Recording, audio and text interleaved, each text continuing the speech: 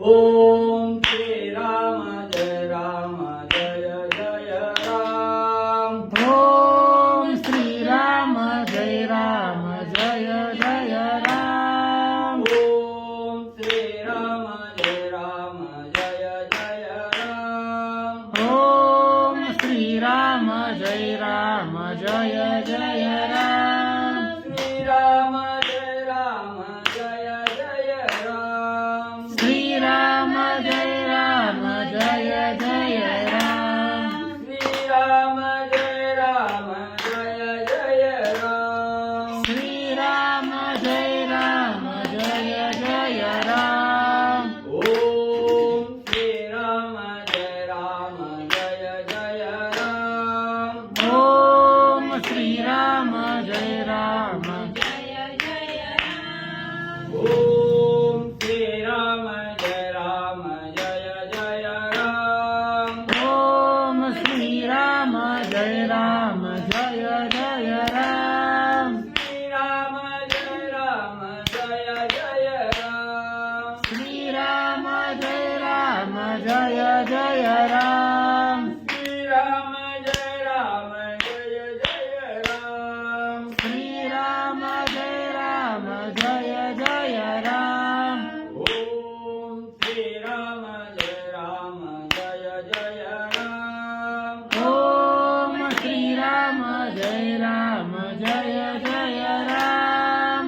ओम श्री राम जय राम जय जय राम। ओम श्री राम जय राम जय जय राम।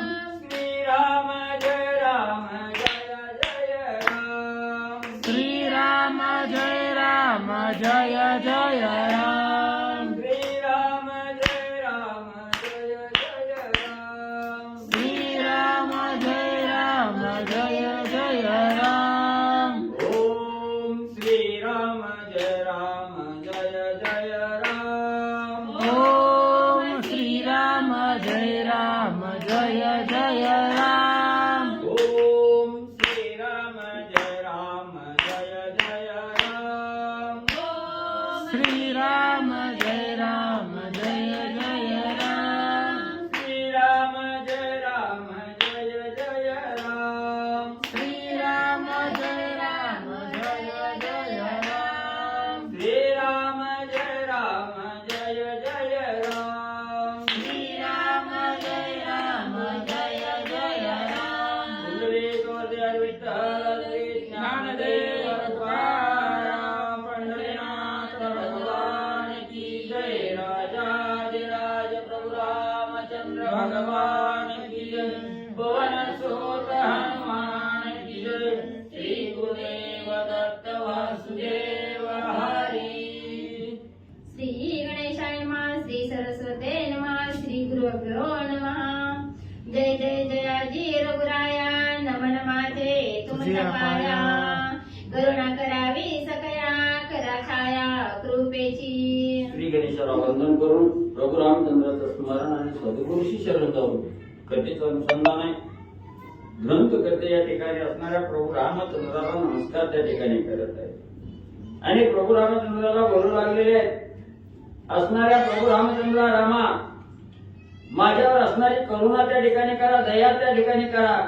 कशाची दया करा त्या ठिकाणी? हा जो असणारा ग्रंथ सिद्धीला नेत आहे हा सिद्धी पाहो याच्यासाठी असणारं कृपादान मला त्या ठिकाणी द्या. आशीर्वाद रूपी दान त्या ठिकाणी द्या आणि या ग्रंथ सिद्धीला त्या ठिकाणी न्या. अशा प्रकारची विनंती माझा नमस्कार आणि ग्रंथकर्ते रामाला करू लागले. तुमचे कटाक्षे करुणा निरस माझे भवाज्ञान स्वरूपी लागोन संधान हेची कृपादान मज द्यावे. कुठला आशीर्वाद द्या, कुठल्या कृपेचं दान त्या ठिकाणी द्या. माझं जे असणारी दृष्टी आहे त्या ठिकाणी ही दृष्टी तुमचं स्वस्वरूप पाहण्यामध्ये लीन त्या ठिकाणी व्हावी आणि ही असणारी जी कथा या ठिकाणी ही कथा पूर्णत्वेला जाण्यासाठी माझ्यावर कृपारूपी छाया त्या ठिकाणी तुम्ही धरा आणि हे माझं असणारं सर्व जे काय असणारं कार्य आहे त्या ठिकाणी या कार्यामध्ये माझं सर्व असणारं मन ध्यान आणि असणारी दृष्टी त्या ठिकाणी लागू द्या. अशा प्रकारची कृपा दृष्टी माझ्यावर तुम्ही त्या ठिकाणी करा असं ग्रंथ करते आणि रामाला विनंती करू लागले. मी बुडतो या भवसागरी, येथून माते काढी सत्वरी. पुढे जे होणे असेल परी, ते सुखे श्रीहरी हो का. मग एवढंच नाही, प्रत्येक साधक या असणाऱ्या भवरूपी सागरातून, संसार आहे भव म्हणजे असणारा संसाररूपी सागरातून चालून जात असताना अनेक अडथळे आहेत, अनेक हाल अपेष्टा त्या ठिकाणी सहन करावे लागतात. त्या हाल अपेष्टा त्या ठिकाणी चुकवाव्या, किंवा या भवरूपी सागर तरुण जात असताना अडथळे निर्माण होत आहेत, या अडथळ्यातून सहज गतीनं मला पुढचा मार्ग त्या ठिकाणी दाखवा. मग तुम्ही असणारी कृपादृष्टी माझ्यावर केली की या असणाऱ्या भवरूपी संसारातून तरुण जाण्यासाठी काहीही अवघड त्या ठिकाणी होणार नाही. आणि तुमची कृपादृष्टी झाली की मी तरुण त्या ठिकाणी जाईन आणि पुढे मला कुठला मार्ग मिळायचा तो मिळू द्या, मी त्याचा स्वीकार त्या ठिकाणी करेन, पण तुमची असणारी कृपादृष्टी माझ्यावर त्या ठिकाणी ठेवा. असं ग्रंथ करते प्रभू रामचंद्राला विनंती माझा नमस्कार करू लागले. तरुण पाया ते साधना, मी तव नेने अनेक जाणा.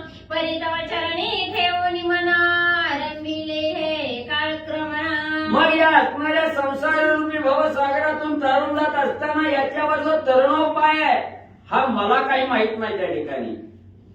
हा एवढा भला मोठा अवाढव्य असणारा हा संसाररूपी सागर आहे आणि हा सागर तरुण जात असताना मी अज्ञान आहे, मला काही ज्ञान त्या ठिकाणी नाही. मग याच्यातून तरुण जाण्याचा जो मार्ग आहे हा मार्ग तुम्हीच त्या ठिकाणी दाखवा, आणि तुम्ही दाखवल्याशिवाय हा भवसागर मी पार करू शकणार नाही. म्हणून तुमची असणारी अखंड कृपादृष्टी माझ्यावर आणि त्या ठिकाणी मध्ये राहू द्या. श्रोती होणे सादर, श्रवण कीजे कथा प्रसर. नूतन कथा म्हणून अभेरण कीजे स्वामी. पुन्हा असणारे ग्रंथ करते श्रोते मंडळीला त्या ठिकाणी सांगू लागले, बाबांना ही असणारी सुंदर कथा आहे, पण तुमच्या दृष्टीने ही असणारी नवीन त्या ठिकाणी वाटल. ही कथा कुठनं आणि कशासाठी आणि काय असणारी कथा आहे हा जो मनामध्ये आलेला संशय आहे हा संशय बाजूला करा, आणि जी पुढे असणारी कथा आहे त्या कथेचा आनंद असणारा स्वीकार त्या ठिकाणी करा. ग्रंथ करते विनंती करून श्रोते मंडळीला बोलू लागले. नूतन हे पदरचना कथा भाग पूर्वीला जाणा. संमत घेतले पद्मपुराणा, श्लोक जाणा तेथीचे. मग ही असणारी जी कथा आता पुढे तुम्हाला सांगणार आहे ही कथा मी माझ्या मनाने त्या ठिकाणी नाही, ही जी असणारी त्या ठिकाणी मूळ संस्कृत भाषेत असणारी पद्मपुराणामध्ये सांगितलेली कथा आहे, आणि त्या पद्मपुराणातूनच ही असणारी थोडक्यात असणारी कथा मराठीमध्ये भाषांतर करून तुमच्या पुढे त्या ठिकाणी मांडली गेली. या कथेचा अवहेद त्या ठिकाणी करू नका, या कथेकडे दुर्लक्ष त्या ठिकाणी करू नका. सावध रीतीनं कथा आणि म्हणजे ऐका. ऐक लक्ष्मी सावधान, मागे निरोपिले गोदान. परिचय पाहिजे सुलक्षण, अलक्षण नसावे. मग त्या ठिकाणी कथेला प्रारंभ केला. विष्णू भगवंत असणाऱ्या लक्ष्मी मातेला सांगू लागले, लक्ष्मी कालच्या मागच्या अध्यायामध्ये असणारी जी कथा सांगितली, असणाऱ्या अधिक महिन्यामध्ये गोदानाचं महत्व त्या ठिकाणी सांगितलं. जी गोदान असणाऱ्या ब्राह्मणाला दान त्या ठिकाणी द्यायची, ही गाय कशी असावी, तिचं लक्षण कसं त्या ठिकाणी असावं. गाय सुलक्षणी त्या ठिकाणी असावी, अलक्षणी गाय त्या ठिकाणी दान देऊ नये. जी गाय योग्य आहे ती कशी योग्य त्या ठिकाणी ओळखायचे याचंही वर्णन सांगतो. सावध रीतीनं ऐका. असावी सुंदर पौष्टिक आणि वरी संवत्सक. दुग्धी जेवी बलाक, वर्षतोय पार. मग असणाऱ्या भगवंत लक्ष्मीच्या रूपानं आपल्याला सांगू लागले, जर अधिक महिन्यामध्ये गायीला दान देण्याची इच्छा जर साधकाच्या मनामध्ये त्या ठिकाणी असेल तर गाय कसलीही आणायची नाही. दिसायला अतिशय टवटवीत त्या ठिकाणी असावी, दिसायला सुंदर गाय त्या ठिकाणी असावी, सुदृढ असावी, कुठलाही रोग त्या गायीला त्या ठिकाणी नसावा. आणि एवढंच नाही, गायीला असणारा वासरू त्या ठिकाणी असावं, वासरू देणारी गाय त्या ठिकाणी असावी. एवढंच नाही, दूधही अमाप दूध देणारी गाय आणि त्या ठिकाणी दान देण्यासाठी योग्य आहे असं विष्णू भगवंत त्या ठिकाणी सांगू लागले. रूढ अथवा रोगिष्ट, मृतवत्स नसावे स्पष्ट. किंवा वंद्या सोनी वरिष्ठ, कामनये जाणते. मग पुन्हा असणारा त्या ठिकाणी ती गाय कशी असावी, असणारी रोगी नसावी त्या ठिकाणी, हडकुळी त्या ठिकाणी नसावी, मरणप्राय यातना भोगणारी त्या ठिकाणी नसावी, सुदृढ दुष्ट पुष्ट त्या ठिकाणी गाय असावी. एवढंच नाही, ती गाय असणारी वांज नसावी, ज्या गायीला वासरं होत नाहीत अशी गाय त्या ठिकाणी दान देऊ नये. एवढंच नाही, असणारी गाय त्या ठिकाणी रोगिष्ट नसावी, दूध न देणारी त्या ठिकाणी नसावी, अशी गाय दान देणं योग्य त्या ठिकाणी नाही असणारे भगवंत सांगू लागले. अथवा रोगी व्याप्त शरीरात दुग्ध न देती तिळ भरी, ऐसी धेनो दाना ते निर्धारी, योग्य सुंदरी नसे पै. मग एवढंच नाही, जी गाय असणाऱ्या रोगाला बळी पडते, दुष्टपुष्ट त्या ठिकाणी नाही, गब्बर सुद्धा दूध त्या ठिकाणी देत नाही, वासराला जन्म त्या ठिकाणी घालत नाही, अशी गाय दान देणं योग्य त्या ठिकाणी नाही, चांगलं त्या ठिकाणी नाही असं असणारे ग्रंथ करते. तसंच असणारे विष्णू भगवंत लक्ष्मीच्या रूपानं सांगू लागले. लातरी खैरिडीवरी एक शृंगी नसावी तरी, आपले पाया आपण प्राशन करी, पान्ना चोरी दोहिता. एवढंच नाही, असणारी लाथा मारणारी गाय त्या ठिकाणी नसावी, दूध काढायला गेलं तर पानात मारणारी गाय त्या ठिकाणी नसावी, किंवा एक शिंग वळलेला एक शिंग चांगला आहे, एक शिंगी गाय त्या ठिकाणी नसावी, अशी असणारी रोगिष्ट वजा गाय आणि त्या ठिकाणी ब्राह्मणाला दान म्हणजे त्या ठिकाणी देऊ नये. ऐसी नागीचे दान दान केलिया कवन पुण्य, जैसे अजागळीचे स्तन दुग्ध न शोणित काही. मग अशी जी असणारी गाय त्या ठिकाणी सांगितली, कुठली गाय वासराला जन्म देत नाही, एक शिंग मोडलेला आहे, लाथा मारते, दूध काढायला गेलं तर पाना चोरून त्या ठिकाणी घेते, रोग झालेली गाय आहे, अशी जर गाय त्या ठिकाणी दिली तर पुण्य त्या ठिकाणी लागत नाही. कसं असणारा त्या ठिकाणी परिहार देऊन ग्रंथ करते सांगू लागलेले.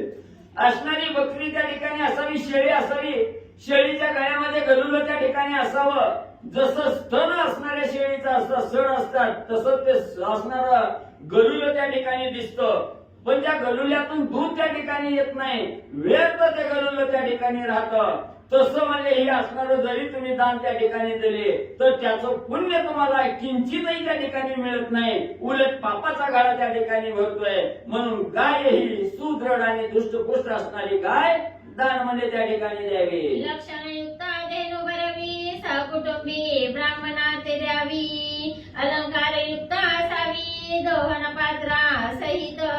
मग असणारा त्या ठिकाणी दुष्टपुष्ट असणारी गाय, भरपूर दूध देणारी गाय, वासराला जन्म घालणारी गाय, वासरा सहित ब्राह्मणाच्या असणाऱ्या स्त्रीला बोलवून दोघाच्याही स्वाधीन त्या ठिकाणी गाय करावी.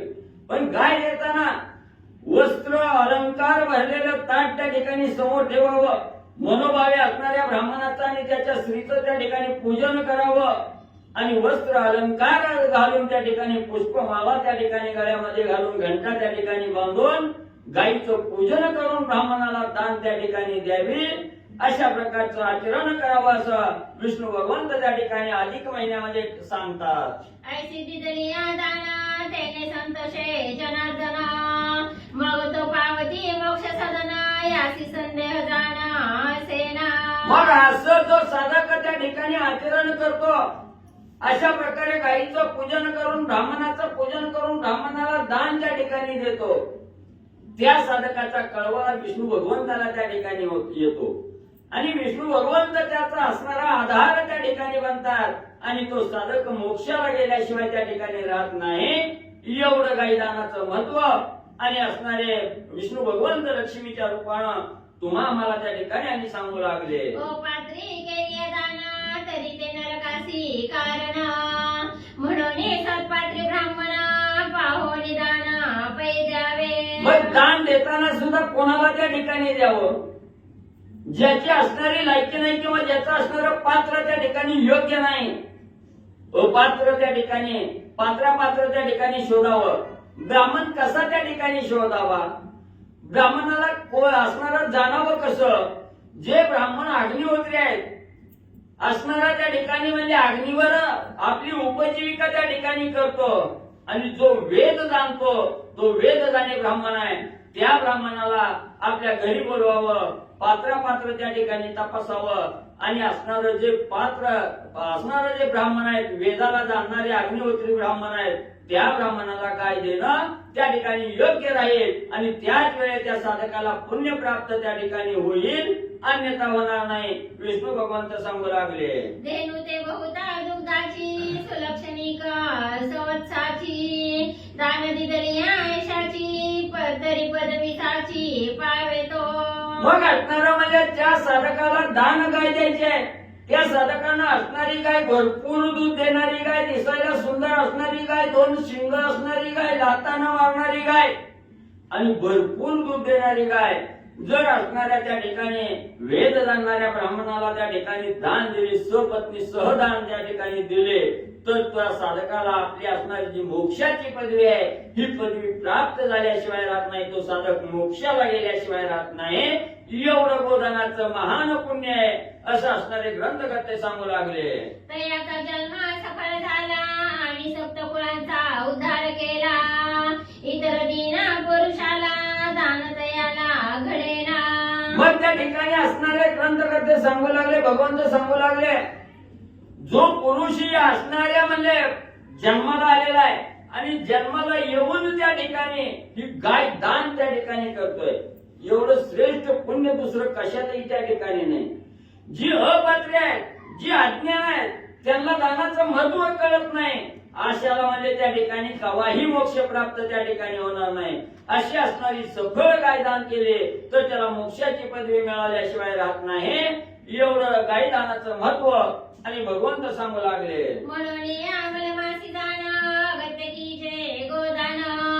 नारी अथवा पुरुष दान भाग समान उभयासी. मग त्या ठिकाणी म्हणून म्हणले एवढं पुण्य कमावण्याचा एकच महिना आहे. जर 3 वर्षांनी येणारा वनवास आहे, असणारा पुरुषोत्तम मास आहे, अधिक मास आहे, या महिन्यामध्ये असणारं सांगितल्याप्रमाणे जर गाय दान त्या ठिकाणी दिली तर अफाट पुण्य त्या असणाऱ्या साधकाला प्राप्त होतं. मग साधक कोण आहे, असणारी स्त्री असू द्या किंवा पुरुष असू द्या, दोघांपैकी कोणीही गायदान त्या ठिकाणी दिले, त्याच्यात स्त्री आणि पुरुष हा भेदभाव त्या ठिकाणी नाही, दोघांनाही समान पुण्य त्या ठिकाणी प्राप्त होतं असं ग्रंथकर्ते सांगू लागले. अहो हे धेनु यज्ञाचे नेत्र आणि यज्ञमुख स्वतंत्र. वरुषामृत अक्षर मात्र जे दुर्लभ सुराते. मग त्या ठिकाणी ही गाय कशी आहे त्या ठिकाणी आपण अनेक असणारे होम हवन केले, यज्ञ त्या ठिकाणी केले, त्या यज्ञाची फलश्रुती त्या साधकाला प्राप्त होत नाही.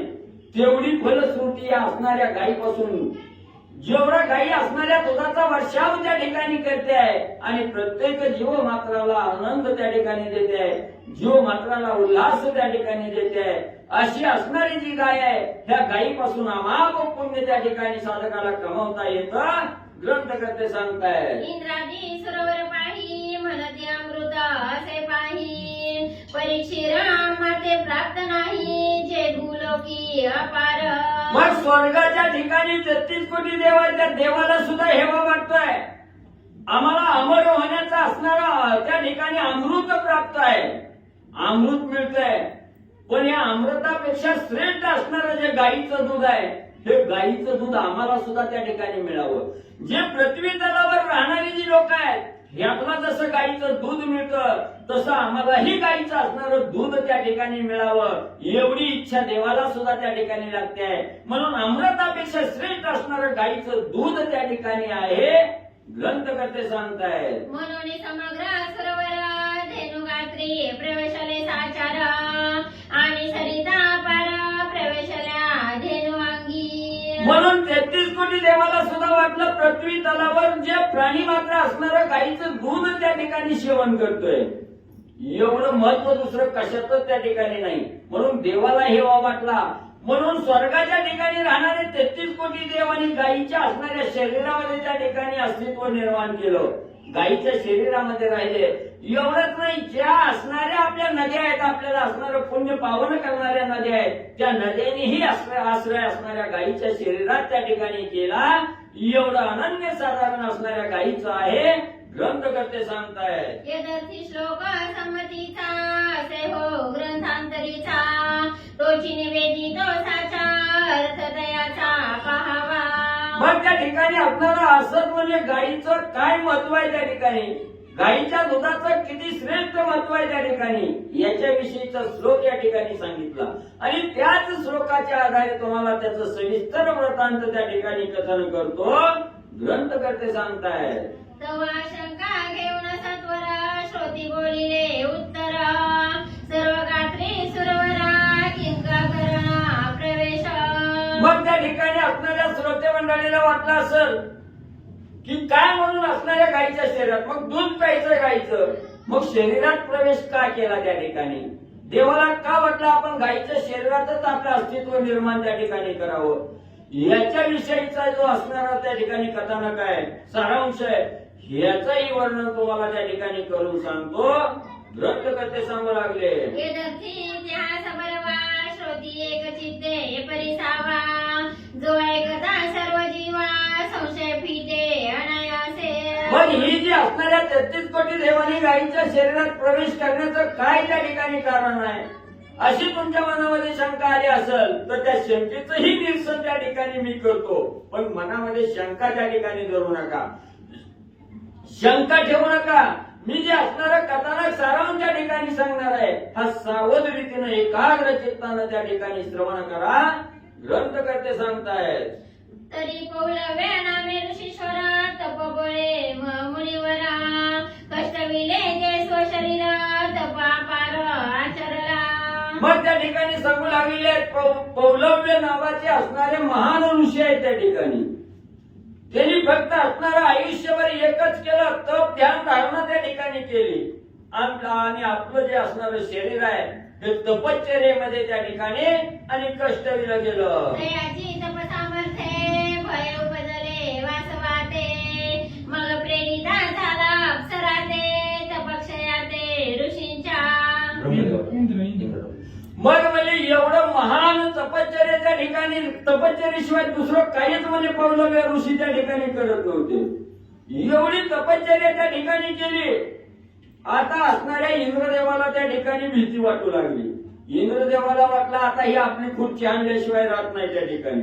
आपल्या तप सामर्थ्याच्या जोरावर आपल्या खुर्चीला धक्का लागण्याची अवस्था आहे. म्हणून लगेच इंद्रदेवाने विचार केला, आता काहीतरी याचं असणारं तप मुठीत त्या ठिकाणी काढावं असा विचार केला. आणि आपल्या असणाऱ्या राजदरबारामध्ये जे असणारे अप्सरा आहेत त्या 4-5 अप्सरा आपल्या जवळ त्या ठिकाणी बोलावून घेऊन इंद्रदेव काय त्यांना सांगू लागले. अप्सरा म्हणती अमरेशा तपाते क्षया की जे कैसा, परम कोपिष्ट ऋषी राजसा देखता माशा पिला. मग असणाऱ्या अप्सराला त्या ठिकाणी बोलवलं. इंद्रदेवानी सांगितलं तुम्हाला का बोलवलंय, असणाऱ्या पृथ्वी तलावर जायचंय. पौलव्य नावाचे ऋषी आहेत, महान तपश्चर्या त्या ठिकाणी करतायत. त्यांच्या तपश्चर्याचा भंग त्या ठिकाणी करायचा, त्यांची तपश्चर्या मोडीत त्या ठिकाणी करायची. असा प्रश्न इंद्रदेवाने अप्सराला त्या ठिकाणी केला. अप्सराने बोलायला सुरुवात केली, देवा तुम्ही म्हणता आम्हाला जावा, त्या पौलव्य ऋषीच्या तपश्चर्याचा भंग त्या ठिकाणी करा. अतिशय रागिष्ट असणारे ऋषी आहेत त्या ठिकाणी, कोपिष्ट ऋषी आहेत त्या ठिकाणी. आणि त्यांचा जर असणारा राग आमच्यावर अनावर त्या ठिकाणी झाला, कोप जर झाला तर आम्हाला त्या ठिकाणी शाप देतील. आमचंच काय दडबड झाल्याशिवाय राहणार नाही. म्हणून आम्ही तिथं जाऊन कसं त्यांच्या तपश्चर्याचा भंग करावा तुम्हीच आम्हाला त्या ठिकाणी सांगा, असा अप्सराने प्रतिसवाल इंद्रदेवाला त्या ठिकाणी आणि केला. आज्ञा देत सेंद्र आता तुम्ही जावे सत्वर, पुढे असेल जय होणार ते सुखे होऊ का. इंद्रदेवानं बोलायला सुरुवात केली. अप्सराने केलेल्या प्रश्नाला उत्तर देत असताना इंद्रदेव सांगितलं गेलं, बायानं लय बोलू नका, म्हणजे मी सांगतोय तेवढं करा. पहिलं म्हणजे तुम्ही असणाऱ्या पृथ्वी तलावर जावा, त्या असणाऱ्या म्हणजे ऋषीचा, पौलव्य ऋषीच्या तपश्चर्याचा भंग त्या ठिकाणी करायचा. पुढे जी काय व्हायचंय ती माझी मी म्हणजे बघून घेईन, ही तर म्हणजे उशीर करू नका. इंद्राचा हा स्वाभाविक गुण तपाते क्षय करावा जाण, हे पूर्वापार लक्षण वासवांगी असे पै. मग असणाऱ्या इंद्रदेवाचा पूर्वीपासून म्हणजे एकच होतं, ज्याचं पुण्य जास्त व्हायला लागलं की त्याला खाली खेचायचं, त्याला पुढे त्या ठिकाणी जाऊ द्यायचं नाही, त्याचा पुण्याचा संचय जास्त होऊ द्यायचा नाही. इंद्रदेवाला भीतीच होती, आपलं असणारा आसन त्या ठिकाणी डळमळीत होतंय जातंय, म्हणून कुणाचंच पुण्य त्या ठिकाणी वाढू देत नव्हतं. हा असा असणारा इंद्रदेवाचा मूळ स्वभाव त्या ठिकाणी होता. त्या स्वभावाप्रमाणे अप्सरेला बोलवलं, पौलव्य ऋषीच्या तपश्चर्येचा भंग करण्यासाठी असणाऱ्या अप्सरांना पाठवू लागला. असो आज्ञा घेऊन अप्सरा येत्या झाल्या त्या अवसरा, निवास जेथे ऋषीवरा महाराजा पौलव्याचे. लगेच राजा बोलेंद झाले. असणाऱ्या इंद्रदेवानी दर्दावून त्या ठिकाणी सांगितलं की अप्सरांनी नमस्कार केला आणि जी महाराज म्हणले जातो म्हणजे आम्ही. असणारी आज्ञा ब्रह्म असणाऱ्या इंद्रदेवाची त्या ठिकाणी घेतली. जिथं पौलव्य ऋषीचा आश्रम होता, जिथं तपश्चर्याची जागा होती, तिथं पटकन असणाऱ्या स्वर्गाच्या ठिकाणच्या अप्सरा इंद्रदेवाची आज्ञा घेऊन असणाऱ्या पौलव्य ऋषीच्या आश्रमाच्या ठिकाणी पाहिल्या. येऊन या आश्रमानी कटी ऋषी ते अवलोकिले दृष्टी, दव तपस्वी महाटी तपश्चर्ये बसला असे. मग लगेच पौलव्य ऋषीच्या आश्रमासमोर असणाऱ्या अप्सरा त्यांनी आश्रमामध्ये बघितलं गेलं. पौलव्य ऋषी दिसले गेले, ध्यानस्थ बसलेले, तपश्चर्येमध्ये एकनिष्ठ असणारे त्या ठिकाणी कठोर तपश्चर्या करण्यामध्ये प्रवीण असणारे या ठिकाणी पौलव्य ऋषी अप्सरांनी डोळ्यानं पाहिलं. तव त्या देवांगना जाना अवलोकुनी ऋषी राणा, चमकत चमकत सन्निधाना हास्यवदना अवलोकिले. मग त्या ठिकाणी लगेच असणाऱ्या अप्सरांनी पौलव्य ऋषीला बघितलं. पौलव्य ऋषीची नजर असणाऱ्या अप्सराकडे त्या ठिकाणी गेली. अप्सराचा मूळ स्वभाव होता, इंद्रदेवानं सांगितलेलं होतं काही करायचं, तपश्चर्याचा भंग त्या ठिकाणी करायचा. मग असणाऱ्या पुरुषाला काय त्या ठिकाणी मुरळ पाडायची ही फक्त त्या अप्सराला त्या ठिकाणी माहिती होतं. त्यांच्या समोर गेल्या, आपल्या अंगाचं तेज त्या ठिकाणी चमकू लागल्या. असणारा नाना प्रकारचा हावभाव आणि त्या असणाऱ्या ऋषीच्या समोर त्या ठिकाणी करू लागल्या. हास्य स्मित हास्य त्या ऋषीकडे बघायचं करायचं, अशा प्रकारचा हावभाव अप्सरा करू लागल्या. ध्यान विसर्जुने मुनी तयाचे देखिले नयनी, मग पुसे तया लागुनी किमर्थ कहरा मांडिला. मग असणाऱ्या अप्सराच्या अंगाचं तेज त्या ठिकाणी ऋषीच्या डोळ्यावर त्या ठिकाणी पडल्याबरोबर तपश्चर्याचा भंग त्या ठिकाणी झाला आणि अप्सरेकडं असणाऱ्या ऋषीची पौलव्य ऋषीची दृष्टी त्या ठिकाणी गेली. अप्सरेला पाहिलं गेलं, दिसायला सुंदर आहेत, हावभाव त्या ठिकाणी करायला लागलेले आहेत. म्हणून ऋषीने अप्सरांना विचारलं, का असणाऱ्या बायानं तुम्ही इथं या ठिकाणी आला, काय कारण मनामध्ये येण्याचं आहे? अशा प्रकारची विचारणा पौलव्य ऋषीने अप्सरांना केली. आम्ही न मागो कवनाते काही, हा किमर्थ पेटला आमुचे डोई, म्हणून क्रोधयुक्त ते समयी शाप द्यावया उदित. मग असणाऱ्या अप्सरांनी विचारल्याबरोबर सांगायला सुरुवात केली, महाराज म्हणजे आम्ही इथं आलोय म्हणजे काय 10-5 रुपये मागायला आलोय नाही म्हणले, आम्हाला कशाचीही आशा नाही म्हणले, फक्त आमच्या असणाऱ्या शरीराच्या ठिकाणी काम म्हणले त्या ठिकाणी उपाळलाय आणि हा काम परिपूर्ण तुम्ही त्या ठिकाणी करावं म्हणून आम्ही या ठिकाणी आलोय.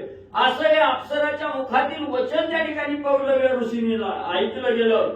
क्रोधिष्ठ अवस्था त्या ठिकाणी झाली. तळपायच्या मस्तकाला पौलव्य ऋषीची त्या ठिकाणी गेली आणि असणाऱ्या अप्सराला शाप देण्यासाठी असणारे पौलव्य ऋषी सज्ज झाले.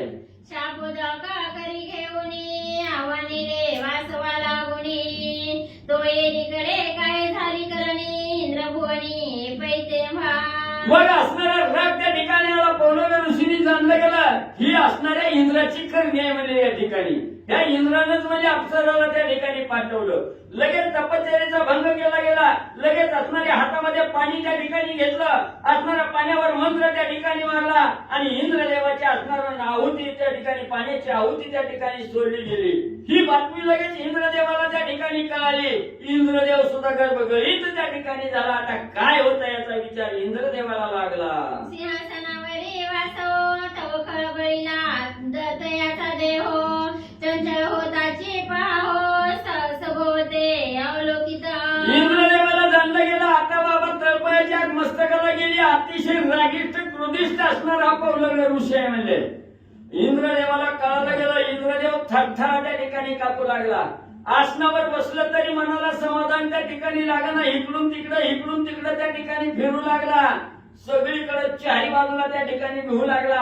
आता ही पौलव्य ऋषी आपली काय फजिती त्या ठिकाणी करतोय याची भीती इंद्रदेवाला वाटू लागली. शापोद काय इंद्राचे अंगी उठले काटे मग पिशाच वळता पळत असे नेटे जय जय असे कमळासन इंद्रदेवाला कळायला गेलं आता ह्याचा जर शाप त्या ठिकाणी आपल्याला द्यायचं म्हटलं हे हातामध्ये पाणी घेतलेलं आहे बाबा या आता पाणी सोडल्याबरोबर आपल्याला शाप त्या ठिकाणी देतोय आणि या शापाने आपली हानी झाल्याशिवाय त्या ठिकाणी राहत नाही एवढी भीती वाटली आणि थरथर कापू लागलं एवढंच नाही एवढी भीती धरली गेली भूतासारखं हिकडून तिकडून हिकडं त्या ठिकाणी फिरायला लागला फिरता त्यांना कोणाचा तरी आश्रय आपल्याला मिळावा कोणतरी धीर देणारा मिळावा म्हणून असणाऱ्या ब्रह्मदेवाची आठवण असणाऱ्या इंद्रदेवानं त्या ठिकाणी केले आणि ब्रह्मदेवाकडे इंद्रदेव जाऊ लागले घाबरेपणी ते समयी भ्रमयाचे पदी मस्तक ठेवी म्हणे आता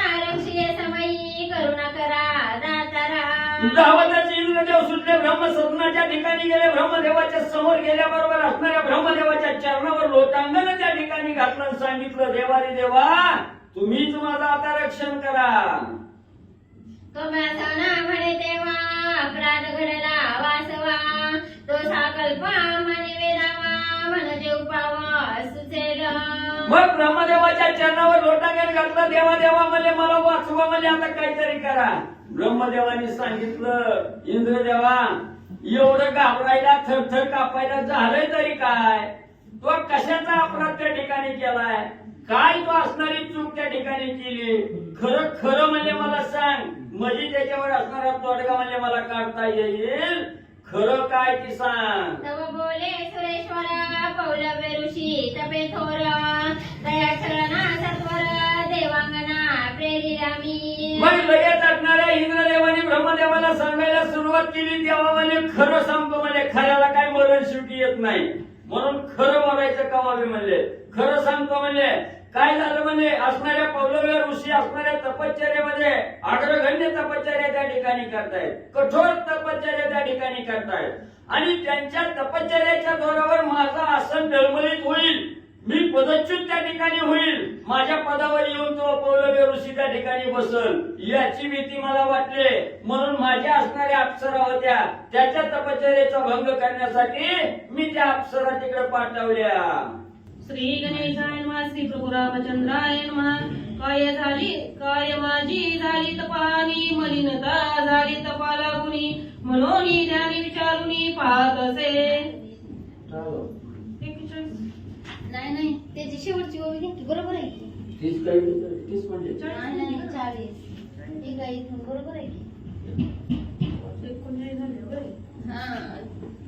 40 कंप्लीट झाले त्याच्या पुढची घा शेवटला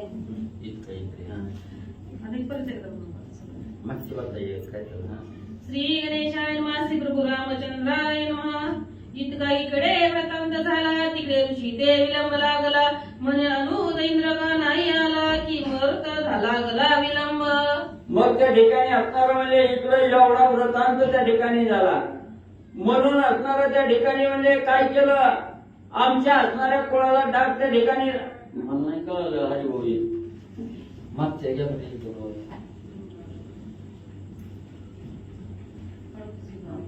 कमळासन म्हणे तेव्हा अपराध घडला वासवा तो संकल्प मानवे दिला म्हणजे उपाय सुचेला मग त्या ठिकाणी ब्रह्मदेवाने इंद्रदेवाला सांगितलं जी काय खरं घडलंय ती सांग म्हणजे त्याच्यावर उपाय म्हणजे आम्हाला काहीतरी काढता येईल तेव्हा इंद्रदेव सांगू लागले तो बोले सुरेश्वर पहिले ऋषी तपे थोर तया छडना सत्वर देवांगना पेल्या म्हणून म्हणजे असणारे पौलव्य ऋषी तपश्चर्यामध्ये श्रेष्ठ आहे त्यांच्या तपश्चर्याचा भंग करण्यासाठी मी माझ्या असणाऱ्या सदनाच्या ठिकाणी असणाऱ्या अप्सरा तपश्चर्याचा भंग करण्यासाठी म्हणजे पाठवल्या तितका इकडे वृत्तांत झाला तिकडे ऋषी दे विलंब लागला म्हणे अनुज इंद्र का नाही आला की भरत लागला विलंब मग इकडे असणारा ब्रह्मदेव आणि इंद्रदेव यांचा संवाद त्या ठिकाणी चालू आहे याच्यामध्ये वेळ त्या ठिकाणी लागला आणि असणारा जे पौलव्य ऋषी रागाच्या भराच्या हातामध्ये पाणी घेऊन त्या ठिकाणी म्हणजे उदक सोडणार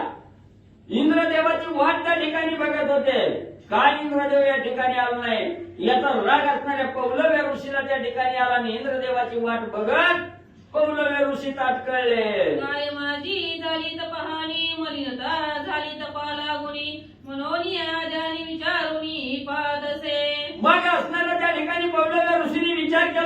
एवढी घोर तपश्चर्या त्या ठिकाणी मी करतोय आणि आज माझ्या या तपश्चर्याला खांड का लागली गेली, का माझ्या तपश्चर्याला खंड त्या ठिकाणी पडला गेला, म्हणून याचा विचार आणि पौलव्य ऋषी करू लागले.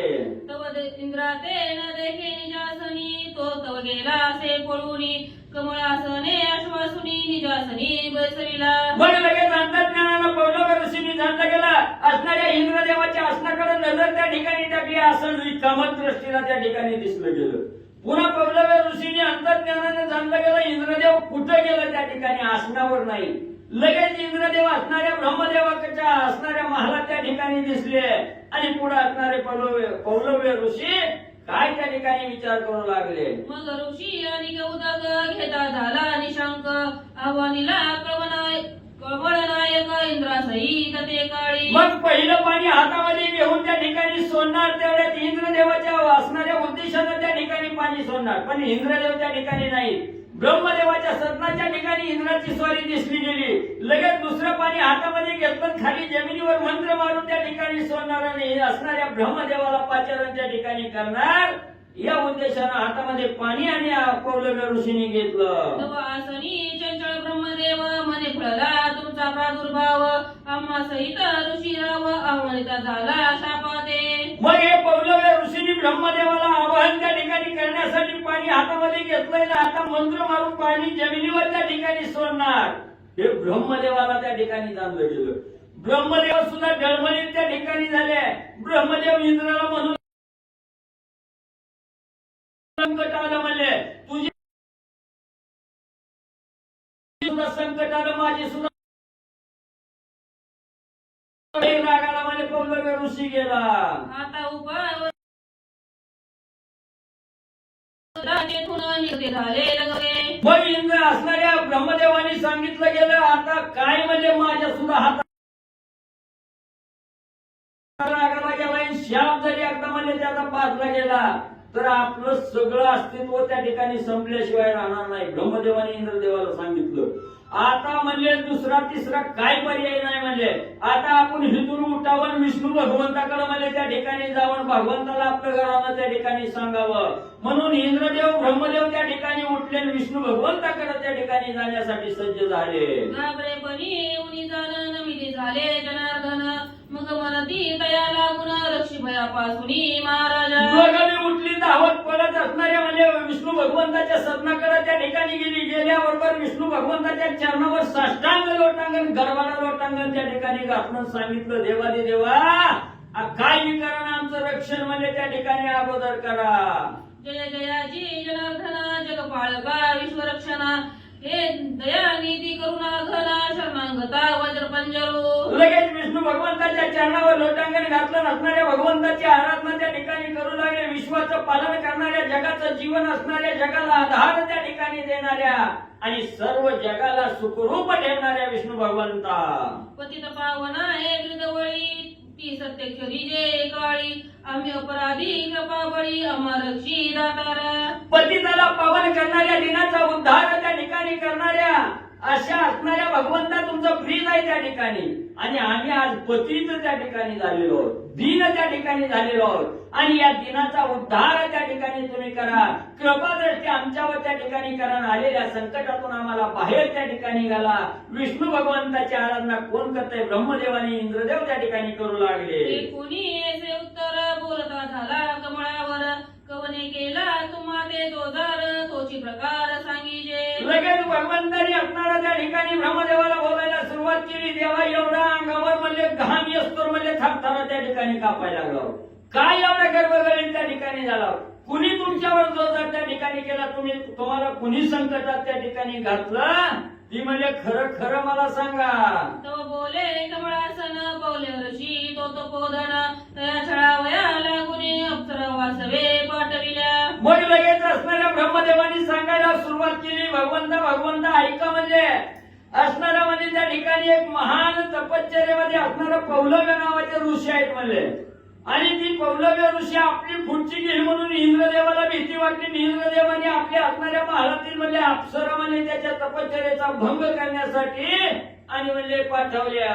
परम क्रोधी ऋषीच्या सज्जन शापोदके वासवाते पराभून, तेने तो भयभीत होऊन जाण मज जवळी पातला. मग म्हणजे असणाऱ्या अप्सरा पाठवल्या बरोबर असणारी त्याची जाण म्हणजे पौलव्य ऋषीला त्या ठिकाणी झाली. पौलव्य ऋषीची तळपायाची आग मस्तकाला त्या ठिकाणी घेतली, हातामध्ये पाणी घेऊन मंत्र टाकून म्हणजे असणाऱ्या त्या ठिकाणी म्हणजे इंद्रदेवाला शापित त्या ठिकाणी करणार. हे इंद्रदेवाला कळालं. इंद्रदेवाला असणारी भीती त्या ठिकाणी वाटली. त्याचं घरानं घेऊन इंद्रदेव माझ्याकडे म्हणजे त्या ठिकाणी आले. ब्रह्मदेव विष्णू भगवंताला सांगू लागले, आम्ही आश्वासिले तत्वता तो शाप आला मजभोवता म्हणून उभयंता येथे झालो तव दर्शना. मग म्हणजे आपल्या दारात म्हणजे याचना करणारा आल्याबरोबर त्याला आधार देणं हे माझं आद्य कर्तव्य आहे. म्हणून म्हणजे इंद्रदेवाला मी आश्रय दिला आणि इंद्रदेवाला म्हणजे आश्रय देण्यासाठी म्हणजे त्या ठिकाणी विचार करू लागलो. त्या पौलव्य ऋषीला कळलं. पुन्हा हातात म्हणजे असणारं पाणी घेतलं, शापित मंत्र त्या ठिकाणी मारणार आणि मला शाप त्या ठिकाणी देणार. म्हणून याची भीती मला बी त्या ठिकाणी वाटली. म्हणून माझ्याकडनं बी त्याचा असणारा प्रश्न त्या ठिकाणी सुटला नाही. म्हणून देवा विष्णू भगवंता तुमच्याकडे त्या ठिकाणी मागणं मागायला आलो. असणारे ब्रह्मदेव बोलू लागले, आता कळेल तैसे पायी अमरक्षी नाना उपायी. मग बोलता झाला शेषशाही ते समयी सुरेशा ते. मग असणाऱ्या ब्रह्मदेव त्या ठिकाणी म्हणू लागले, देवा विष्णू भगवंता आता काय बी करा, बोलण्यात वेळ घालवू नका, नाहीतर बाबाचा शाप जर आम्हाला त्या ठिकाणी बसला तर आमचं काय खरं राहणार नाही त्या ठिकाणी. म्हणून म्हणजे लवकर काहीतरी तोडगा काढा ना आमचं असणारं रक्षण त्या ठिकाणी करा. अशी कळकळीची विनंती ब्रह्मदेवाने ज्या वेळेस विष्णू भगवंताला केली. कळवळाला विष्णू भगवंत पुढे काय त्या ठिकाणी करू लागले. याचे विषयी प्रथम शिकवण पुत्रमाते निवेदिले से जाण. जे न छळावे ब्राह्मणाला गुण सहसा जाण सुरेशा. मग ही या ठिकाणी का सांगितलं गेलं तर हे असणारं सांगण्याचं मुख्य कारण म्हणजे असणारं म्हणजे त्या ठिकाणी ही पौलव्य ऋषी कोण आहेत, ब्राह्मण आहेत. म्हणून ब्राह्मणाचं छळण त्या ठिकाणी कदापि करू नये. जर ब्राह्मणाला त्या ठिकाणी छळलं तर पदरी असणारं पाप त्या ठिकाणी लागल्याशिवाय राहत नाही आणि पाप लागलं की आपल्या असणारी हानी झाल्याशिवाय त्या ठिकाणी राहत नाही. म्हणून असणारे विष्णू भगवंत या ठिकाणी त्या असणाऱ्या ब्रह्मदेवाच्या आणि इंद्रदेवाच्या रूपानं तुम्हा मला त्या ठिकाणी सांगू लागले की कदापि ब्रह्मदेवाचा असणाऱ्या ब्राह्मणाचं त्या ठिकाणी छळण करू नका. छळण केलं की आपल्यावर घोर अनिष्ट त्या ठिकाणी आल्याशिवाय आणि म्हणजे राहत नाही. ब्रह्मशापे करोनिया तव संपत्ती गेली विलया. मग ते सागरी काढावया परम कष्ट मज झाले. मग त्या ठिकाणी असणारे म्हणजे विष्णू भगवंत सांगू लागले, ब्राह्मणाला असणारं छळलं गेलं, ब्राह्मणानं जर शाप त्या ठिकाणी दिला तर काय होतं याची प्रचिती म्हणजे मला त्या ठिकाणी माहिती आहे. म्हणजे ब्राह्मणाला शाप दिल्यामुळे सगळी संपत्ती असणाऱ्या समुद्रात म्हणजे त्या ठिकाणी सागरात म्हणजे मिसळली गेली आणि त्या सागरात मिसळलेली संपत्ती काढण्यासाठी किती कष्ट म्हणजे मला त्या ठिकाणी घ्यावं लागलं. एवढं कष्ट सोसण्याचं कारण मुख्य ब्राह्मणाला असणारा त्रास म्हणजे त्या ठिकाणी दिला होता. म्हणून मला एवढं कष्ट भोगावं लागलं. चला हरे भाऊ याची विषयी प्रथम शिकवण तुम्हाला निवेदिले से जाण. जे न छळावे ब्राह्मणाला गुण सहसा जाण सुरेशा. कथेचं अनुसंधान भगवान श्री विष्णू इंद्राला सांगतायत, शिकवतायत. ब्राह्मणाचं छळण कधी करायचं नाही. अरे ब्राह्मणाच्या शब्दाचं उल्लंघन मी करत नाही. तू त्या ब्राह्मणाला विनाकारण छळण्यासाठी अप्सरा पाठवल्या. अरे ब्राह्मण म्हणजे त्रिकाल ज्ञानी आहे. भूत भविष्य वर्तमानाचं ज्ञान ब्राह्मणाला असतं म्हणून त्यांच्यापाशी सामर्थ्य आहे. आणि ते असणाऱ्या ब्राह्मणाला छळत जाऊ नको, त्यांना त्रास देत जाऊ नको. त्यांच्या आज्ञेचं उल्लंघन मी करत नाही अशा प्रकारे भगवंत इंद्राला सांगतात. ब्रह्मशापे करोनिया तव संपत्ती गेली विलया. मग ते सागरी काढावया परम कष्ट मज झाले. अरे इंद्रा पाठीमागच तुला माहिती आहे दुर्वास ऋषी तुझ्या असणाऱ्या इंद्रसभेमध्ये आले होते आणि तू त्या दुर्वास ऋषीला मान दिला नाही. दुर्वासाला राग आला, दुर्वासानं शाप दिला. सगळी संपत्ती निश्चित पाण्यात पडल आणि तुझी सगळी संपत्ती पाण्यात बुडाली. त्यावेळेस समुद्र मंथन आम्ही करवलं आणि ते समुद्र मंथन करत असताना किती कष्ट झाले, किती त्रास झाला तुला काय माहिती. ब्रह्मशाप इंद्रासी झाला, रत्न समूहाचा घरी पडला, समुद्र मंथन आरंभ केला. देवी दैत्य मेळा मिळवून या. आम्ही सगळ्यांनी समुद्र मंथन केलं आणि तुझी पडलेली इष्टीट बाहेर काढली. हे ब्राह्मणाच्या शापामुळे झालं होतं. म्हणून ब्राह्मणाला त्रास देत जाऊ नको. भगवंत सांगतात, या लागी कैसा सो ब्राह्मण परिते माझेची मुख जाण न कळे तयाचे विंदान कवने घटी कैसा मी. अरे तू ब्राह्मण कसाही असू दे, ब्राह्मण म्हणजे माझं मुख आहे. ब्राह्मणाच्या मुखामध्ये वेद त्यांचे पाठ असतात आणि वेदाची निर्मिती भगवंताच्या मुखातून झालेली आहे. त्यामुळं ब्राह्मणाच्या सर्व अंगामध्ये माझा वास आहे. तसं तर सगळ्या जगतामध्ये भगवंत व्यापक आहे, पण ब्राह्मणाला विशेष महत्व दिलेलं आहे. भगवंत सांगतात, ऐसे बोलत बोलत क्षण एक अवकाश लागला तेथ तोयरीकडे पौलवे काय करीत विचारित निज मानसी. आणि बघा विचार करू लागले. इकडे बोलत होते ब्रह्मदेव, भगवान श्री विष्णू आणि इंद्रदेव. तिघजण बोलत होते. इकडे पौलवी ऋषी पहिल्यांदा इंद्राचं नाव घेतलं, मंत्र म्हटलं, इंद्र आला नाही, पाचारण केलं नवनाथांसारखं. नाव घेतलं की पाचारण केलं. इंद्र घाबरला पण गेला नाही, घाबरला ब्रह्मदेवाकडे गेला. पुन्हा पौलवी ऋषीने इंद्र आणि ब्रह्मदेव दोघांचं बी नावाचं पाचारण केलं. मग दोघं बी येणं गेली. मग आपल्या मंत्रामध्ये सामर्थ्य नाही का, तपामध्ये बळ नाही का, हे त्यांच्या लक्षामध्ये आले. मग का आले नाही बघितलं तर पुन्हा त्यांना कळलं की विष्णू बी त्यांच्या सोबत आहे. मग भगवान श्री विष्णूच्याही नावाचं पाचारण केलं आणि पुन्हा पाणी हातावरती घेतलं. म्हणे अद्याप वरी पाही वैदाते न देखो एक ठाई मनोनी पीठलासे तोडाई उदकानी गगेतले. इकडं पौलव्य नावाच्या ऋषीने विचार केला, आपण इंद्राला पाचारण केलेलं आहे, ब्रह्मदेवाला पाचारण केलेलं आहे, मग दोघं इथं यायला पाहिजे होते. मग दोघंही इथं आले नाही. म्हणून राग आला आणि पुन्हा त्यांनी आपल्या कमंडलू मधलं पाणी, ते असणारं पाणी हातावरती घेतलं आणि हातावरती घेऊन काय करतात, विष्णू सहित ब्रह्मदेव आव्हानिता झाला वासावो तव वैकुंठी देवादी देव घाबरता झाला निजांगी. मग पुन्हा त्या पौलवी ऋषीनं हातावरती पाणी घेतलं आणि भगवान श्री विष्णूचं नाव घेतलं. श्री विष्णूला त्या असणाऱ्या मंत्राच्या जोरावरती पाचारण केलं. पहिल्यांदा इंद्र, ब्रह्मदेव आणि भगवान श्री विष्णू. ज्यावेळेस श्री विष्णूच्या नावाचा मंत्र म्हटला गेला, त्यांना पाचारण केलं, त्यावेळेस भगवान श्री विष्णू सुद्धा घाबरले. म्हणतात, म्हणे ऋषीची या भया आलं तर तुम्ही लपावया परिसंग दोष पाही आम्हा बोला तत्काळ. आणि भगवान श्री विष्णू त्यांना म्हणू लागले, हे बघा त्या दोघांना, तुम्ही ऋषीच्या भीतीनं माझ्यापाशी लपायला आले, पण आता तुमच्यामुळे मलाही त्या ऋषीनं पाचारण केलेलं आहे. तुम्हाला शाप दिला तर तुमच्यामुळे मला बी शाप बसल, कारण ऋषी ही तप सामर्थ्य बलवान असतात. त्यामुळे तुमच्यामुळे माझ्यावरही संकट आलं. भगवंत बोलतात, मज सहित तुम्ही दोघे ऋषीने उदक घेतले रागे म्हणून उठला लगवगे कैलास मार्गे पळाला. आणि भगवान श्री विष्णूने सांगितलं, तुमच्या दोघांच्या संरक्षणासाठी तुम्ही इथं आले. आता त्या ऋषीला माझा बी राग आलेला आहे आणि त्या पौलवी ऋषीनं मलाही पाचारण केलेलं आहे, शाप देण्यासाठी तिथं बोलवलंय. म्हणून तिघही घाबरले आणि भगवान श्री विष्णूने विचार केला, आता चला शिव भोळा चक्रावरती, त्याचे पाय माझे चित्ते, आता चला म्हणले कैलासाला, महादेवापाशी जाऊ, महादेव काहीतरी मार्ग काढील, वाचवील. म्हणून ब्रह्मदेव, इंद्रदेव आणि भगवान श्री विष्णू तिघही कैलासाला निघाले. पुढे पळत असे जनार्दन मागे दापे दाटके दोघे जण बाप शापाचे भय दारुण वाहे भगवान स्वांगे. भगवान श्री विष्णू सगळ्याच्या पुढे पळत होते. त्यांच्या पाठीमागे ब्रह्मदेव आणि इंद्रदेव दोघ जण होते. भगवान श्री विष्णूचंही चरित्र आहे, ब्राह्मणाला मान द्यायचा आहे. म्हणून ब्राह्मणाच्या शापासाठी भगवंत घाबरले आणि भगवान परमात्मा पुढे पळू लागले, कैलासाला निघाले. ब्राह्मण शाप परमद्वाड राजन होऊ शकेला सरळ नरदाची नरदी लज्जे आड लपत हिंडे चहूकडे. ब्राह्मणाच्या शापामध्ये बळ आहे. का बळ आहे? त्यांच्याकडे तप आहे, तप सामर्थ्य आहे, तपानं बळ येत असतं. हरिविजय ग्रंथात 36वा भगवान श्रीकृष्णाची नातवंड विटी दांडू क्रिकेट खेळायला गेली होती आणि गेला असताना त्यांची विटी एका विहिरीमध्ये पडली, कुपामध्ये. आणि ती विट बघण्यासाठी त्यांनी कुपामध्ये डोकावलं तर मोठा सरड होता आणि त्या सरडाला कृष्णाला सांगायला गेले, बघा म्हणजे केवढा मोठा सरडा आहे, कधीच बघितला नाही एवढा मोठा सरडा.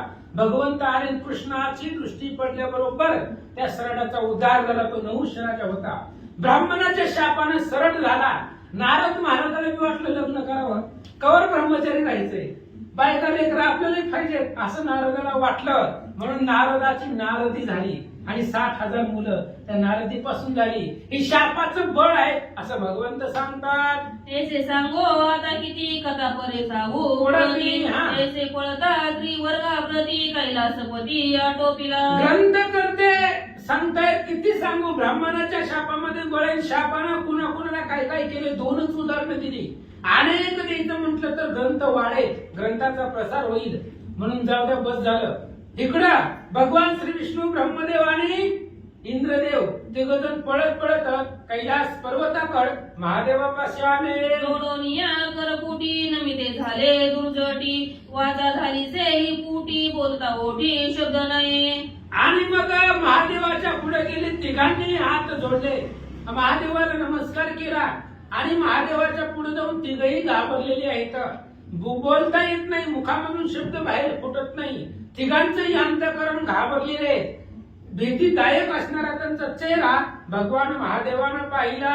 तो बोले शूळपाणी की मर्तागमन येसानी आकर्णुनी शिवानी हसून बोले माधव.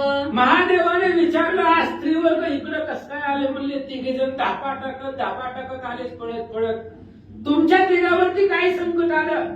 तिघजण इकडे कैलासाकडे कसं काय आले? त्यावेळेस असं विचारल्यानंतर ना भगवान श्री विष्णू हसून महादेवाला काय सांगतात? मग अद्यंत वर्तमान नविता झाला जनार्दन वासरे केले विघ्न दारुण आलो जाऊन या ठाई. आणि मग अत्यंत वर्तमान आतापर्यंत घडलेली सगळी कथा भगवान श्री विष्णू महादेवाला सांगू लागले. महादेवजी, ही इंद्र तिकडं पौलवी ऋषी तप करत बसले होते. मग सांगितलं मूळ स्वभाव आहे इंद्राचा. कोणी बी तप करायला लागली की ती तपाचा भंग करण्याचा त्याचा पहिलं कर्तव्य आहे. आणि म्हणून त्या इंद्रानं अप्सरा पाठवल्या, त्या ऋषीचा तपभंग केला. ऋषीला राग आला, ब्रह्मदेवाकडे आला इंद्र. आणि ब्रह्मदेव इंद्र दोघं बी माझ्याकडे आले. आणि त्या ऋषीला आमच्या तिघाचा बी राग आहे. म्हणजे ह्यांना पाठीशी जो जो घाले त्याच्यावरती ऋषी राग धरते असं भगवंत सांगतात. ऐसे लाघवी याचे शब्द ऐकून हासे ऋषभध्वज वयंताचे अंतर सहज एक मनोनी. भगवान श्री विष्णूचे लाघवी शब्द महादेवानं ऐकलं. कारण महादेवाचं आणि भगवान श्री विष्णूचं हृदय एकच आहे. दोघांच्या मनामध्ये एकच खून गुण असते. भगवान श्री विष्णूने सांगितलं, महादेवाला हसू आलं. महादेवजी काय म्हणतात? आसने देऊनी तिघांची बैसविले आपणापाशी तो येरीकडे काय करी तपोराशी पवलवे तो ऋषी राणा. ब्रह्मा महादेवानं भगवान श्री शंकरानं तिघांना आपल्या जवळ बसवलं. तिघांना ती आसनं बसण्यासाठी टाकली. तिघही आपल्या जवळ बसवली. इकडं पौलवी ऋषीनं भगवान श्री विष्णूचा मंत्र म्हटला होता, त्यांना पाचारण केलं होतं. ती बी आले नाहीत.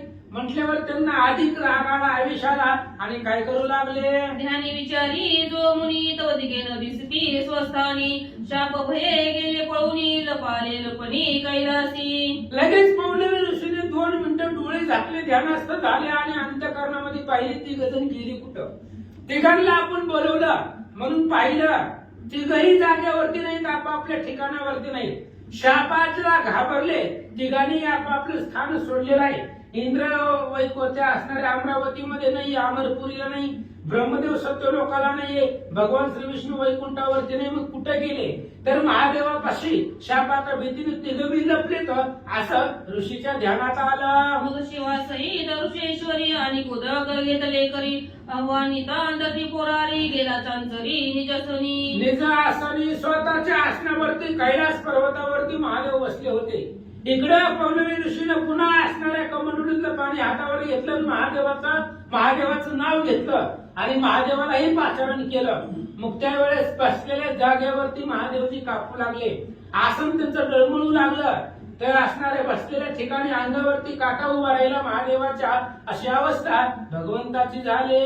चंचल देखुनी सदाशिव गुंडाळीला भस्म पटवा हे देखुनी रमाधवा हस्य देवदाना टोपे. ज्यावेळेस महादेवाची अवस्था चंचल झाली, त्यांचंही आसन हालू लागलं, त्यांनाही ऋषीनं पाचारण केलं.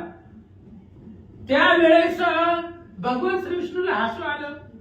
श्री विष्णूने सांगितलं, काय सांगितलं? मग मनोनी खटावंग पाणी हे काय आरंभिले करणी घराने सांगावया या स्थानी आलो धावनी महाराजा. आणि महादेवांचा अशा प्रकारचा अवस्था पाहिली. भगवान श्री विष्णू बोलू लागले, भगवंता तुमच्या जीवावरती आम्ही इथं आलो. चला महादेव जे आहेत काय टेन्शन नाही आपल्याला, महादेव आपली पाठ राखतील, मदत करतील, या आशेने तुमच्या जवळ आलो. आणि तुम्ही आता बसलेल्या ठिकाणी थरथर कापायला आहोत. मग आता आम्ही कुणाच्या आश्रयाला जावं, कोण आम्हाला मदत करील असं बोलू लागले. तुमची तो दिसेसी गती आता जावे कवनाप्रती कवने निवारील यथा याती म्हणून चित्ती संदेह. आणि मग लगेच त्यांनी सांगितलं भगवान श्री विष्णूने, तुमचीच अशी गत दिसायला लागले, तुम्हीच बसलेल्या जागाने थरथर कापायला लागला, आसन तुमचं त्या ठिकाणी थरथर कापायला लागलंय. मग अशी अवस्था तुमची झाली, मग आम्ही ठिकाणी कुणाकडे जावं. देवोमुखी देव महादेव तुम्हाला म्हणतात. सगळ्या सृष्टीवरती संकट आलं तरी तुम्ही संरक्षण करताय. मग आता तुम्ही जर तुमची जर अवस्था अशी झाली, तुम्हीही घाबरला, मग आम्ही कुणाकडे जावं सांगा. श्री गणेशाय नमः, श्री पांडुरंगाय नमः, श्री प्रभू रामचंद्राय नमः. तुमची तो दिसे ऐशी गती आता जावे कवना प्रती कवन निवारिल याता येती मनोरी चित्ती संदेह. भगवान श्री विष्णू महादेवाला बोलतायत, महादेवजी आम्ही तुमच्या आश्रयाला आलो, तुमच्या मदती तुम्ही आमची मदत करताल असं आम्हाला वाटलं. या भरोशावरती या दोघांना घेऊन मी तुमच्यापाशी आलो. आता तुम्ही त्या ऋषीला घाबरायला लागले, मग आता आम्ही कुणाकडे जावं, कुणाला शरण जावं, कोण आमचं रक्षण करील. भगवान श्री विष्णू महादेवाला बोलतात, गाव बोले सदा शिव तुमचा करला हा भाव काकोनी जावे हा ठाव ऐसे वाटते मज लागी. महादेवाने सांगितलं, भगवंता तुम्हालाही माहिती आहे ब्राह्मणाच्या शापापुढे कुणाचं काही चालत नाही. किती जरी मोठा असला तरी ब्राह्मणाच्या शापापुढे त्यांचं काही चालत नाही. त्यांच्या वाचेमध्ये सत्यता आहे, जे बोलत ते खरं होतं. त्याच्यामुळे आता इथं लपण्यामध्ये उपयोग नाही. त्या ऋषीला कळलं आपण चौघजण इथं आहेत म्हणून आपण जरी नाही गेलो तर ती इथं येतील, त्यांना यायला लय अवघड आहे का.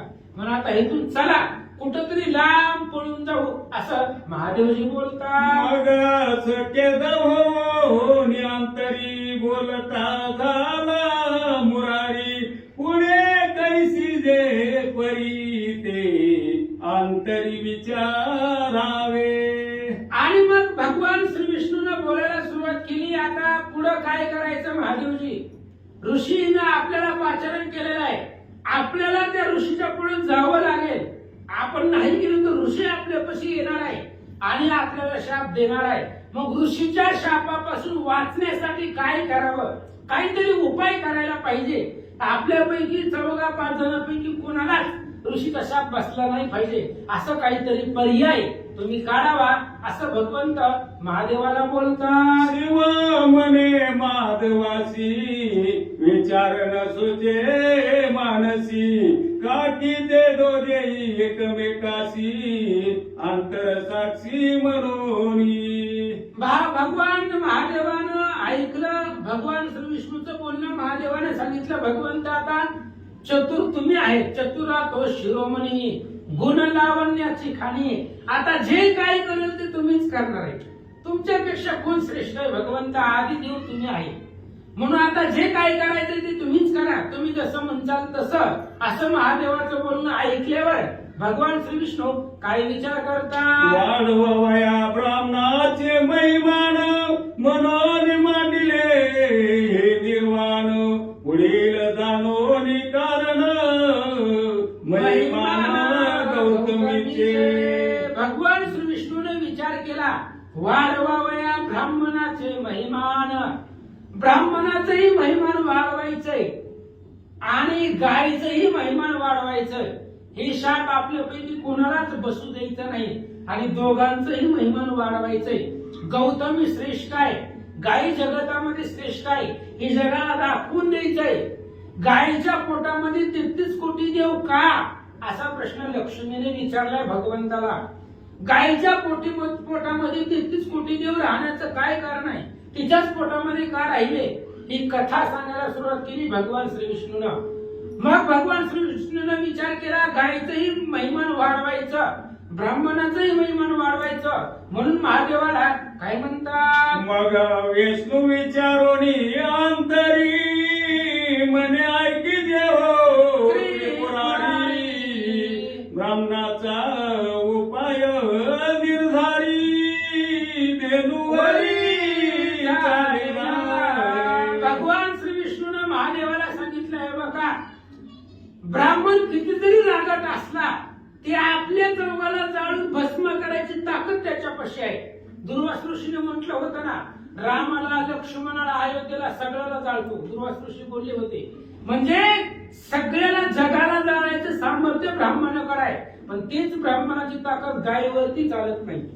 गाय जर ब्राह्मणाच्या पुढे गेली तर ब्राह्मणाचं ताकद खूप गायला बघून शांत होतो. गायीवरती त्यांचं सामर्थ्य चालत नाही. म्हणून आपण काय करू, ऐका, तरी पाचारोनी देनु लागी आपण प्रवेश तिचे अंगी, पुढे होईल त्या प्रसंगी विलोकी अंगी सादर. भगवान श्री विष्णूनं महादेवाला सांगितलं, आपण गायीला इथं बोलू, आपण गायीच्या शरीरात प्रवेश करू. मग पुढे जी व्हायचंय ती गायीच्या शरीरामध्ये जाऊन बघू काय होतं ते पुढचं. आपण लपणार आहे कुठं, गायीच्या पोटात लपणार आहोत. त्याच्यामुळे ब्राह्मणाचा शाप गायीवरती चालत नाही, त्यांचं सामर्थ्य गायीवरती चालत नाही. म्हणून आपण गायीच्या शरीरामध्ये प्रवेश करू, पुढचं काय व्हायचंय ते होईल असं भगवंत महादेवाला बोलतात. विचार मानला सर्व ते मग पाचारिले देनु ते संकटी रक्षी हो आम्हाते मनोती बोलते पै झाले.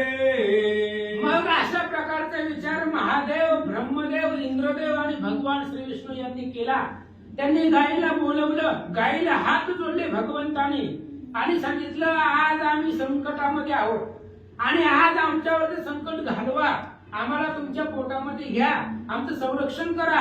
अशा प्रकारची प्रार्थना सर्व देव लोक त्या गायीला करतात.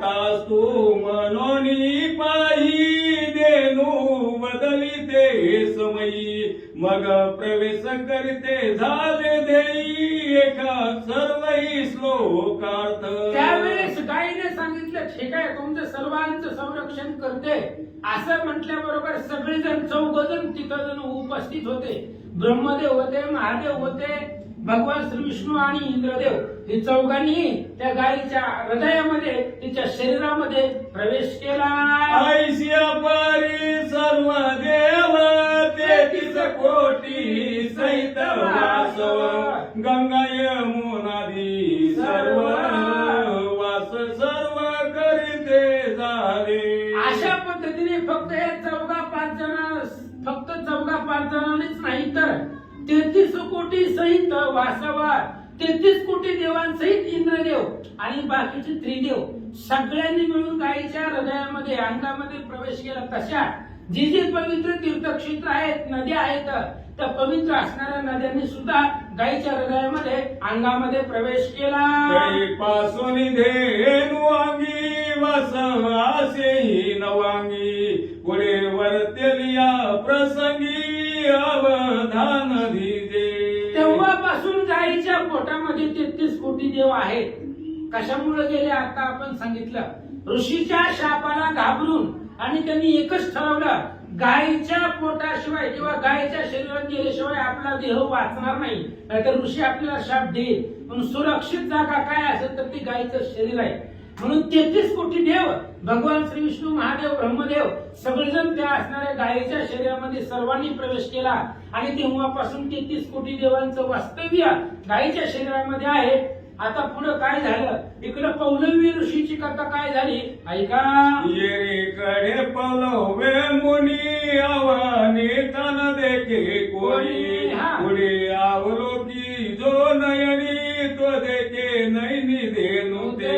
इकडे पौलवी ऋषीनं मंत्राचं पाणी घेतलं, मंत्र म्हटलं आणि पाचारण केलं होतं या चौघांनाही.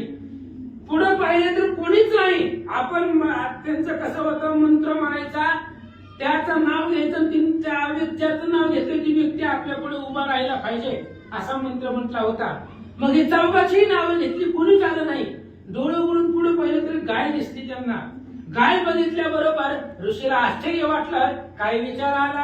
आवगे निर्कोनिया देनु ते तव देनु आणि सर्व दैवते अवलोकिता पावला विस्मयाते मने आता केवते करावे. आणि ऋषीनं डोळे उघडल्याबरोबर पुढे पाहिले तर फक्त एक गाय उभी आहे. आणि अंतर्दृष्टीने ऋषीनं पाहिलं तर त्या गायीच्या पोटामध्ये 33 कोटी देव आहे. मग आता त्या असणाऱ्या सगळ्या देवांना कवच म्हणजे ही गाय आहे. गायीच्या पोटामध्ये ही देव लोक आहेत. आणि जोपर्यंत संरक्षण गाय आहे तोपर्यंत आपल्याला काहीच करता येत नाही. म्हणून ऋषीला आश्चर्य वाटलं. काय करतात? मग विवेका टोनी अंतरी तया धेनु ते नमस्कारी विवेका ऐशा सह्यकारी अनिक नसे क्रोधाते. आणि मग विचार केला ऋषींनी. राग तर खूप आलेला होता. का आलेला होता? तपश्चर्या मोडलेली होती इंद्रानं अप्सरेला पाठवून. आणि इंद्राचे जे जे पाठीराखे ते सगळ्यांना शाप द्यायचा होता. एवढा आवेश राग आलेला होता. पण गायीला पुढे बघितलं, विवेकानं बंधन केलं. विवेक समोर आठवला आणि जिथं जिथं राग आलेला आहे त्या ठिकाणी जर विवेक आणला, विचार केला तर राग शांत होतो, राग संपला जातो. म्हणून विवेकाने विचार केला, क्रोधावरती बंधन घातलं आणि त्या गायीला नमस्कार केला. क्रोध आलिया शरीरी अनर्था ते उभा करी ते विवेक आवरी निवारी जो अनर्था ते. राग जर आला तर पुढे कोठ्यामध्ये अनर्थ आहेत. राग भयंकर असतो महाराज. आणि रागाच्या भरामध्ये माणूस काही करेल. राग थोडे वेळ असतो पण त्या रागामध्ये आपली बुद्धी साथ देत नाही. त्याच्यामुळे रागामध्ये व्यक्ती काय करेल काही सांगता येत नाही. म्हणून त्या रागावरती नियंत्रण ठेवायचं असेल तर विवेकाला पुढे उभा करावा लागतं. म्हणजेच विवेकाने विचार करायचं आणि विवेक आठवला की राग शांत होतो. तसंच ऋषींचं झालं. विवेक करोनी पाहू क्रोध शांत केला देव.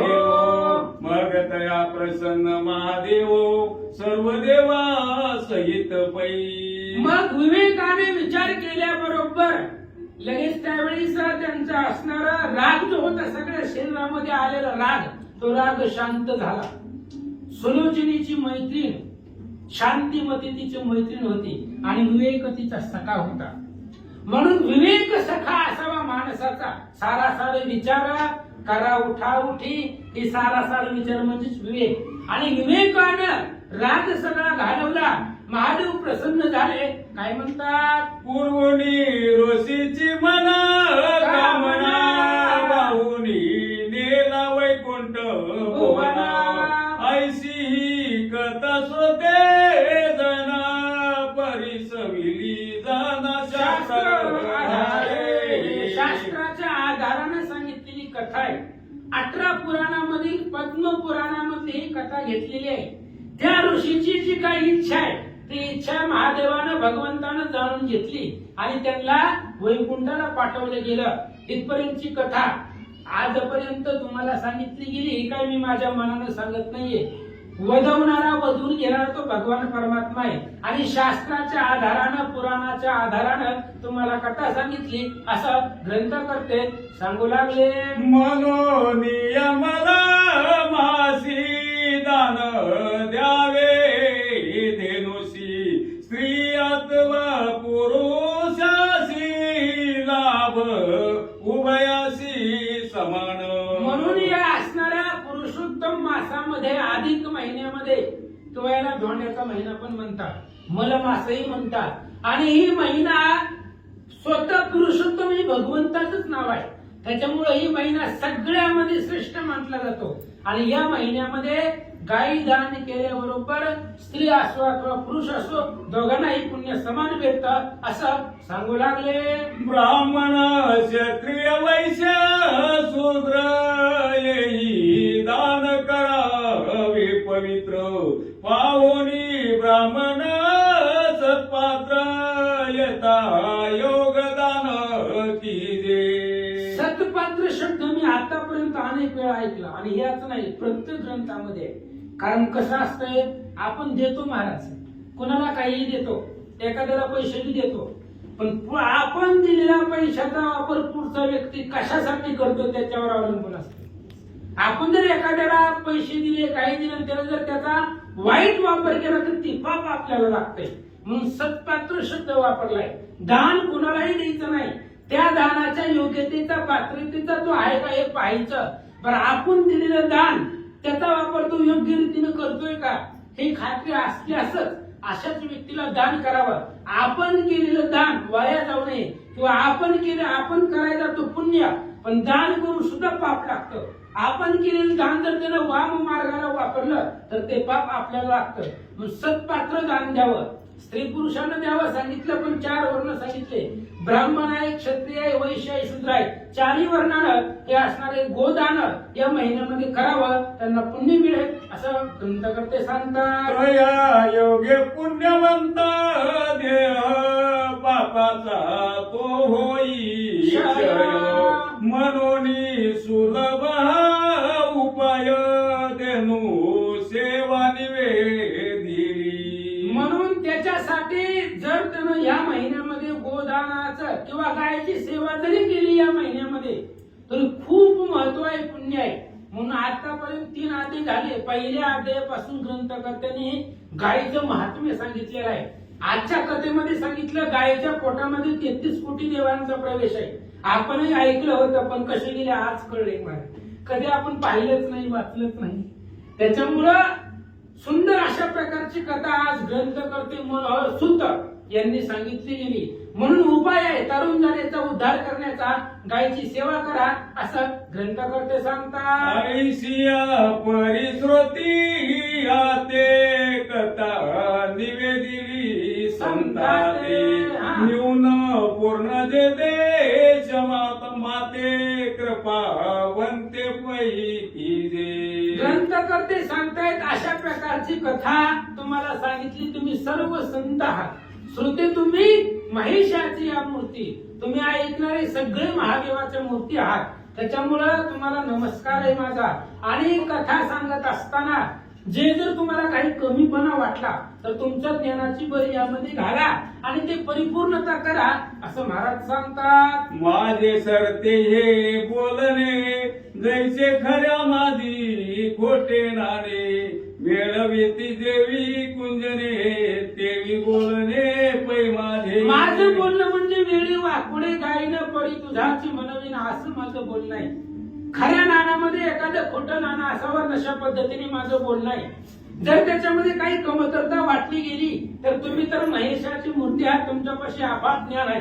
श्रोतावर्ग अतिशय विचक्षण आहे महाराज. सांगणारा वाचणारा इकडे तिकडे जाऊ शकतो कथा सांगत असताना, वाचणाराही चुकू शकतो, पण ऐकणारा श्रोता खूप लक्षपूर्वक ऐकत असतो. त्यांच्या एकाग्र चित्तानं श्रवण भक्ती या नवविधा भक्तीमध्ये श्रेष्ठ सांगितली. म्हणून जर कमी मध्ये वाटलं, तुम्हाला कमीपणा वाटला तर याच्यामध्ये भर घाला. महाराज सांगतात व्यासोक्तो वाणी खरे नाणे त्वची श्लोकार्थ अनुभवावे. सरता केले प्राकृत दान नवे बोलणे पदरीचे. ग्रंथकर्ते सांगतात व्यास उच्छिष्ट आहे. म्हणजे व्यास महाराजांनी सांगितलेल्या पुराणातल्या कथा मी माझ्या पदरचं, मनाचं, माझ्या बुद्धीचं काही घातलेलं नाहीये. तुम्हाला तर याच्यावरती काही शंका कुशंका असतील, संस्कृत कळत असेल तर पद्म पुराणामध्ये पहा, तेच कथा इथं सांगितली. महाराज सांगतात मी नवे कविता कुशल नाही संस्कृत वाणी निर्मळ. सर्वापरी मी अमंगळ संती संभाळ पैकी जे. ग्रंथकर्ते सांगतायत मी काय खूप मोठा वक्ता नाही, अतिशय कुशल नाही, माझं बोलणंही गोळ नाही, संस्कृत मला कळत नाही, पण तुम्ही सर्व ऐकणारे श्रोते आहेत, तुम्ही आम्हाला सांभाळून घ्या. महिनाभर काय बोलता बोलता चुकलं तर सांभाळून घेण्याचं काम तुमचं आहे. आम्ही सांगत असताना, लिहित असताना जर काही तुम्हाला योग्य नाही वाटलं जे चांगलं वाटलं ते घरी न्या आणि जर काही वाटलं तर ते इथंच ठेवा असं महाराज सांगतात. नाही उद्योग व्यवसाय काही तपचार्यानं घडे देई मनोनी कालक्रमणे स्तवने पाही उदेला देही उद्धरू. ग्रंथकर्त्यांनी सांगितलं या देहाला कुठल्याही प्रकारची तपश्चर्या घडली नाही, भगवंताची सेवा काही घडली नाही, म्हणून जगताच्या उद्धारासाठी ग्रंथ लिहिण्याचं काम केलं. तेवढ्या भगवंतानं बुद्धी दिली म्हणून ग्रंथ जगापुढे मांडला असं महाराज सांगतात. वरी बुद्धी दाता तो समर्थ शिरावरी माझिया श्री रघुनाथ. वा वा. वदता वदविता तोची येथ बुद्धिदाता निर्धारे. ग्रंथकर्त्याने सांगितलं मला काही येत नाही महाराज, शिरावरी माझी हा रघुनाथ. भगवान श्रीरामचंद्र पाठीशी आहे त्याच्यामुळं काही अवघड नाहीये. पाठीशी असेल या श्री रघुनाथ कृतांताचे पाडी न दात. असं म्हणले भगवान परमात्मा माझ्या पाठीशी आहे, मी माझ्या मनाचं काही बोलत नाही. साळुंकी मंजुळ बोलत असे वाणी शिकविता धनी वेगळाची किंवा आपुलिया बळे नाही मी बोलत सखा कृपावंत वाचा त्याची. मी माझ्या बळानं बुद्धीनं बोलत नाही, बोलण्याच्या पाठीमागं भगवान परमात्म्याने दिलेली वाचा, त्यांनी दिलेली बुद्धी आणि त्या सामर्थ्यावरती बोलतो. महाराज सांगतात. स्वस्ती श्री महात्म्य ग्रंथ पद्मपुराणीचे समस्त मनोहर सुत विरंचित प्रति अध्यायी गोळ